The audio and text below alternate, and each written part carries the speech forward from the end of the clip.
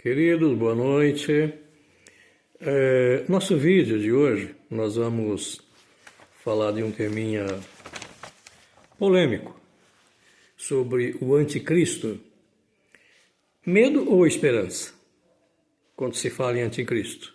Depende do ponto de vista, né? Depende da maneira como nós entendemos esse personagem, a atuação desse personagem, né?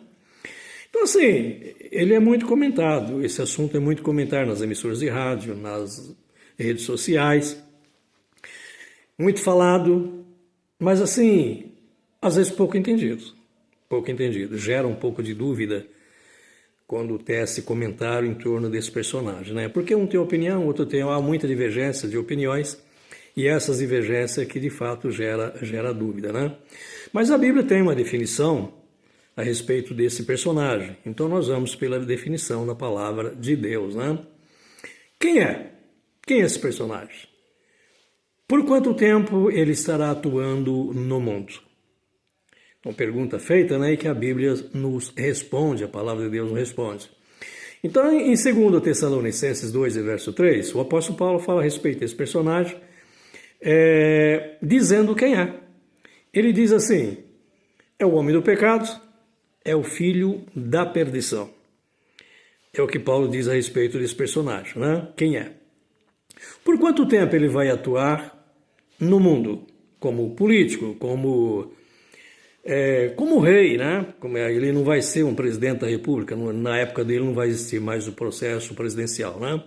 Vai ser monarquia, ele vai ser um monarca universal. Mas muito bem, a atuação dele será de 3 anos e meio. 3 anos e meio, porque Daniel 12 diz assim: tempos e metade de um tempo, que é 3 anos e meio. Apocalipse 11, versículo 2 diz 42 meses, que também corresponde aos 3 anos e meio. É o tempo de atuação desse personagem, né? Ele é o grande promovedor da grande tribulação. Ele é o grande promovedor. E assim, mas para quem vai ser a grande tribulação? Para quem? Quem é que vai passar por ela? A grande tribulação. Na terra, só existem 2 povos. É os santos, é os salvos e o ímpio. Só existem esses 2 povos, a igreja de Cristo e, infelizmente, aqueles cujo nome não estão escritos no livro da vida. A grande tribulação será para quem? Será para os ímpios? Ou é para a igreja? Querido, é para a igreja. E, aliás, somente para a igreja. Nesse período de 3 anos e meio, é para a igreja. Então, Paulo diz que ele aparecerá antes da vinda de Cristo, antes do arrebatamento da igreja. Ele aparece antes. Se ele aparece antes, logicamente a igreja estará na terra. Não tem outra explicação, a não ser que se faça arranjo, mas a definição bíblica é essa, que ele aparecerá antes do dia de Cristo. Pois bem, se a igreja estará com ele, então a grande tribulação é para a igreja de Cristo, sim. Por que é para a igreja de Cristo? Querido, não é difícil de entender, não é difícil. Porque entre ele e os ímpios, cujo nome não estão escrito no livro da vida, logicamente serão seus adeptos. Eles estarão aceitando o seu nome, o seu número, o seu sinal, o seu governo, porque essas 3 opções é uma forma de aceitar o governo dele. E também estarão adorando ele quando ele se endeusar, né? Apocalipse 13 e o verso 17 fala a respeito desses sinais e, logicamente, da aceitação também dos ímpios, né? Que são os seus adeptos. Então, entre ele e os ímpios, não tem grande tribulação. Muito pelo contrário, tem harmonia, tem paz entre eles. Porque com toda essa aceitação total do que é pertinente a ele, existe paz e alegria. E por conta dessa aceitação, eles têm direito livre ao mercado, né? Eles têm direito livre ao mercado. Ou seja, nada vai ser impedido para eles, e como ele é um padronizador, ele então estará padronizando para o mundo inteiro. O que vai acontecer num país acontece nos países todos do mundo, os continentes do mundo inteiro. e então é o grande homem, na opinião deles. Mas, na verdade, não é bem assim que a Bíblia descreve ele, né? Pois bem, meu querido, é para assustar? Não, não tem que assustar. Porque a igreja, por que ele se lança contra a igreja? Por que a grande tribulação é para a igreja?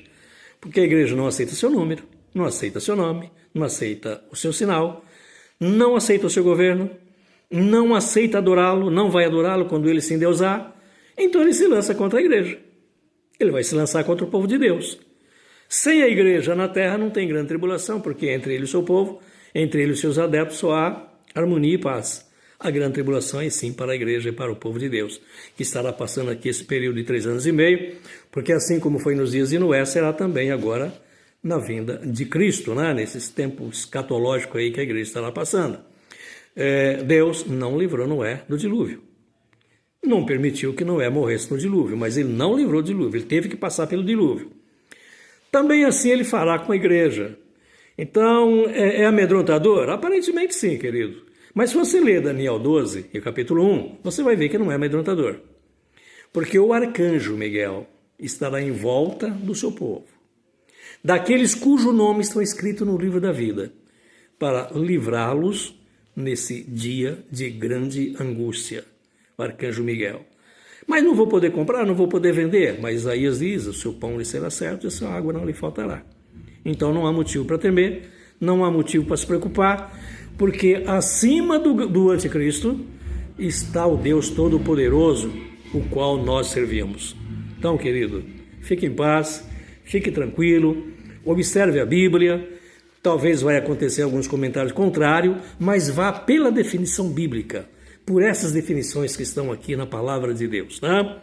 Fique em paz e até o próximo vídeo, se Deus quiser.